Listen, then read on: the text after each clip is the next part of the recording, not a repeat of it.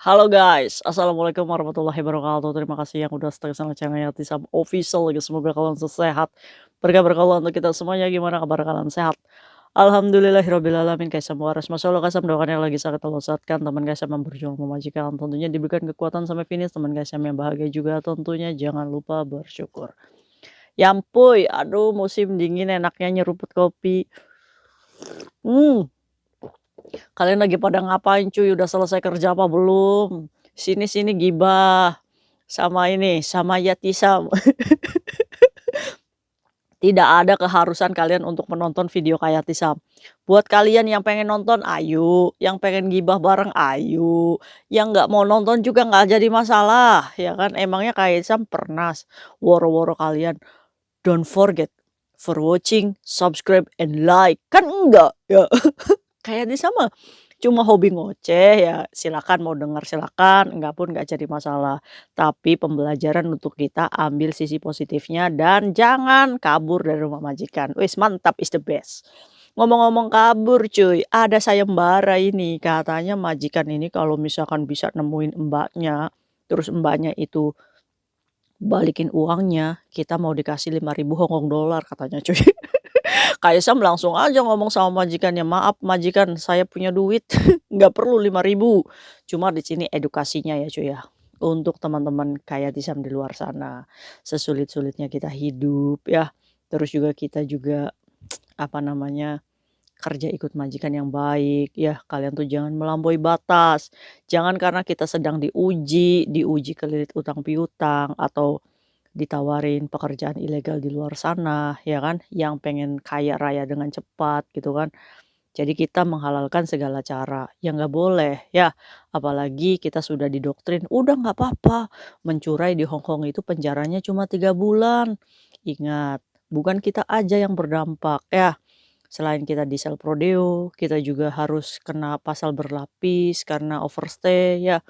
Terus juga bagaimana dengan keluarga kita di Indonesia? Ini kan akan malu ya cuy ya. Nah karena si mbaknya ini sudah dilaporkan polisi ya, sekarang itu sudah di-poking mbaknya. Nah ini ceritanya langsung dari majikan yang bersangkutan. Ini mbaknya kerja di Satin ya cuy ya, sudah 22 bulan bekerja dan di bulan 2 tuh sebenarnya finish kontrak. Cuma nggak tahu kenapa ya, kayak mencurigakan sekali sih Mbaknya itu kemarin itu kan sempat cuti tuh cuy. 3 bulan yang lalu Mbaknya ini cuti ke Indonesia. Atau mungkin memberikan wasiat terakhir ya ke, apa namanya, ke keluarganya supaya, "Saya cuti nih sebelum finish kontrak ya kan, jangan cari saya ya, saya mau memperkaya diri di Hong Kong," gitu kan. Nanti kalau misalkan saya sudah sukses, nanti saya akan menghubungi. Pokoknya gimana caranya saya bekerja secara ilegal di sini, duitnya banyak gitu kan. Nanti kalau udah banyak, saya bangun rumah di Indonesia, udah bagus, udah apa, baru saya menyerahkan diri. Ini kan pemikiran-pemikiran orang yang sudah memastikan rezeki dulu gitu cuy. Nggak tahu nih ke depan, hidup kita ini ujian. Nah, kayak teman-teman kita di luar sana yang overstay ya. Yang menganggap bahwa, "Oh kerja ilegal ini gede kok gajinya, udah suksesin aja dulu," ya kan. Jadi rentenir, jadi apa, emasnya gede gitu kan. Nanti kalau misalkan sudah sukses baru saya menyerahkan diri, "Pak polisi, I want to surrender." Wah tinggal geplak aja itu kepala ya kan, enak aja. Kalian yang mencoreng nama buruk ya kan, kita yang jadi dampaknya. Yo nggak terima dong kayak Tisam. Kaisam sebagai orang pekerja migran ya, kita kan yang pekerja migran resminya kan ya nggak terima ya cuy ya. Jadi Mbaknya ini namanya Mbak S ya cuy ya, dia bekerja di Satin. Nah dia ini bekerja 22 bulan dengan majikannya. Majikannya itu kehilangan uang sebesar kalau misalkan di total itu 60.000 Hong Kong dollar ya cuy ya, sekitar 120 juta. Tapi 60.000 Hong Kong dollar itu tidak berbentuk uang, maksudnya uang Hong Kong. Jadi terpecah-pecah ya cuy ya. Jadi si majikan ini memberikan cuti, kepada Mbaknya 3 bulan yang lalu. Jadi Mbaknya ini udah pulang dulu ya. Ini asalnya dari Songgom, Brebes ya, Brebes. Viral ini, apakah tetangga kalian? Coba ditanya ada nggak Mbaknya di sana ya. Mbak S ini dari Songgom, dia ini setelah pulang cuti dari Indonesia, ini kayak berasa kayak udah, nitipin wasiat gitu. Nanti saya pulang ke Hong Kong lagi, saya mau kerja ilegal ya kan, gimana caranya, apa namanya, dia membutuhkan uang untuk bertahan hidup pastinya. Nah, setelah dia pulang lagi cuy, ini kan majikannya baik ya cuy ya, begitupun saat ulang tahun diberikan tartnya, sampai 3 anaknya itu memberikan tart semua ya. Jadi kue itu ada 3 anaknya satu dibelikan semua untuk cece-nya. Ini saking, welcome-nya si, apa namanya, si majikan ini kepada Mbaknya ya, udah baik ya. Mungkin sih rencananya dia sama majikannya ini renew kontrak, jadi diizinkan dia pulang sebelum finish kontrak. Finish-nya nanti di bulan 2 ya cuy ya. Jadi si Mbak S ini kembali lagi ke Hong Kong bekerja dengan majikan yang sama ya, karena kan habis cuti. Nah, rumahnya itu ada 2 ruangan cuy, jadi dua dua flat gitu, dijadiin satu ditembus gitu cuy. Jadi anaknya dan, apa namanya, dia ini dijang sama si Dadai, Dadai ini punya Suice. Nah, Suice-nya ini yang poking. Nah, jadi dia ini, beres-beres ya rumah ya, menjaga ada anak, ada Momoi di situ, ada bapaknya, yang dijaga gitu kan. Terus dia ini, mengambil lesi. Lesi itu amplop merah ya, amplop merah, amplop Cina itu yang di dalamnya ada uang. Yang pertama itu isinya 100 USD, 100 US dollar ya. Nah itu. Terus 10.000 uang Jepang. Terus 30.000 Hong Kong dollar dan beberapa kam atau beberapa emas. Nah ini diambil semua sama Mbaknya. Ini di tanggal 15 kemarin, Mbaknya ini libur. Saat libur, ini kan biasanya pulang libur itu jam 9 malam. Ditunggu sampai jam 9 malam, ini nggak pulang. Majikan ini khawatir, akhirnya teleponlah si Mbaknya di jam 9 malam di tanggal 15 itu cuy. Saat ditelepon, handphonenya mati cuy. Wah, makin dong curiga. Nah, dari situ kecurigaan-kecurigaan si majikan langsung mengobrak-abrik asetnya. Ternyata majikan menemukan bahwa sudah tidak ada uang yang disimpan oleh si papahnya ini cuy. Sama si kungkungnya ini ya. Yaitu uang Jepang 10.000 nggak ada, 100 USD nggak ada, sama 30.000 Hong Kong dollar juga nggak ada. Berikut emas-emas kecil. Nah, kalau di total ini jumlahnya 60.000 Hong Kong dollar. Nah, sekarang Mbaknya kabur. Saat majikan ini mengecek kamar Mbaknya, ternyata yang mengejutkan, dia sudah membawa kopernya pergi. Otomatis ini kan sudah direncanakan ini Mbaknya ya, mengambil ya. Ini kan berarti kan coba kalian flashback deh, dia pulang cuti, habis dia datang lagi ke sini, dia mengambil harta majikan, terus dia berniat kabur. Otomatis kan dia ini sudah ada yang menampung ya cuy ya, iya kan? Dia berpikir, "Oh gimana caranya, saya bisa bertahan hidup dulu di luar." Dengan tadi mindset tadi, "Saya akan sukses dengan bekerja ilegal dengan gaji segini, nanti kalau saya sudah sukses saya baru menyerahkan diri." Ini kan berarti kan orang-orang yang picik ya berpikirnya.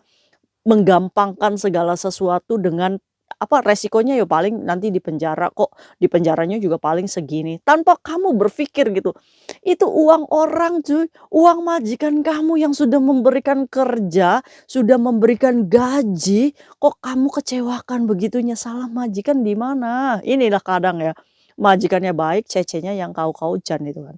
Kayak siapa sih kau-kaujan? Majikannya baik loh, ini cecenya yang big problem ya kan. Nah ini kan dari cuti kan berarti kan dia kan sudah ketemu sama keluarganya, ini majikan sudah memberikan tiket pesawat kamu untuk jumpa dengan keluargamu, dengan suami kamu mungkin. Ini umurnya 28-an ya Mbaknya ya dan punya kakak. Ini juga tidak apa namanya, eee, tidak mengurangi rasa hormat kayak Kayatisam kepada keluarga ya. Ya ini memang kenyataan yang harus kita terima gitu, bahwa Mbak S ini melarikan uang 60.000 Hong Kong dollar, uang majikannya, ini dari Songgom ya Brebes, yang kemarin cuti. Ini udah viral di Songgom ini. Nah, kita kasih sanksi sosial ini biasanya libur di mana? Ini jangan-jangan teman kalian ini, ya. Ini anaknya pasti masih ada di sini, sampai majikannya tuh ngomong kayak gini, "Saya sudah memohon ke imigrasi, saya sudah memohon ke polisi, saya juga sudah memohon ke KJRI untuk diberitahukan di mana keberadaannya, tapi mereka sama sekali tidak memberitahukan." Iyalah, Kaisang bilang, "Iyalah Dadai, nggak akan mungkin dikasih tahu informasi identitas, walaupun anak ini ada di Hong Kong, kapan-kapannya saat dia ketangkap atau pemeriksaan ID, atau dia ketangkap nih OS-nya, ya kan, itu orang yang dihubungi pertama kali adalah kamu, karena kamu melakukan report polis. Kalau si Cece ini pergi ke luar Hong Kong itu nggak akan mungkin, karena dia pasti akan dicekal. 15 ke sini kan masih ada di sini, masih ada berkeliaran di sini, nggak akan pulang dan dicek di Songgomnya ini udah nggak ada, udah balik ke Hong Kong. Orang dia udah kerja kok kemarin libur tanggal 15 itu, nggak pulang. Aduh aduh, pusing kayak Tisam. Terus sampai majikannya ngomong kayak gini, "Kalau misalkan bisa dikembalikan uang kami," katanya, apa namanya, "kami akan memberi 5.000 Hong Kong dollar." Wis, ini sayembara apa? Wah, kayak Tisam langsung ngomong aja, "Kalau saya nggak perlu dikasih duit majikan, saya udah punya uang sendiri," ya kan.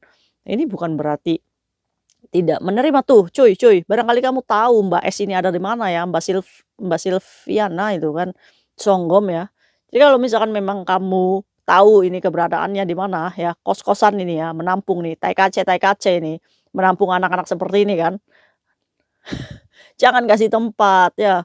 Yo tetep aja Kaisang orang dia merasa bahwa ilegal itu dilindungi malah dikasih kerjaan ya kan. Ya ini susahnya bagaimana kita berperang dengan orang-orang yang menghalalkan segala cara. Nggak apa-apa kayak Tisam dibenci nggak apa-apa, yang penting apa, kita perbaiki dari kesalahan teman-teman kita, jangan dicontoh ya. Ingat cuy, kita tuh boleh ya berimajinasi, "Ah nanti saya kalau kerja dapat gaji segini nanti saya akan sukses." Ya kan? Tanpa berpikir nggak ada yang namanya mencuri kalian bisa sukses hidupnya, nggak akan. Susah terus pastinya hidupnya. Yakin nggak ya Tisam? Karena apa? Karena kayak Tisam punya iman ya. Orang yang beriman itu pasti akan takut gitu kan, mengambil hak orang lain. Oh jangan harap kita sukses. Dunia akhirat ya menderita pasti, yakin itu. Makanya ya Mbak S ya, barangkali Mbak S tahu postingannya kayak Tisam, silakan hubungi Kaisang baik-baik, "Wih Kaisang mau dapat 5.000 ya?" Enggak gitu konsepnya. Karena majikan ini kan minta tolong ya, jadi kan nggak enak ya. Ya setidaknya gitu kan kayak Tisam itu berusaha, "Oh nggak semua kok ya naik Cece kayak gitu majikan, tenang aja ke majikan nanti Kaisang bantu ya sebisa kayak Tisam." Ya, jadi buat teman-teman tuh kasihan tuh, majikan tuh udah baik Masya Allah ya. Ya kan, dasar Cece-nya kau-kaujan.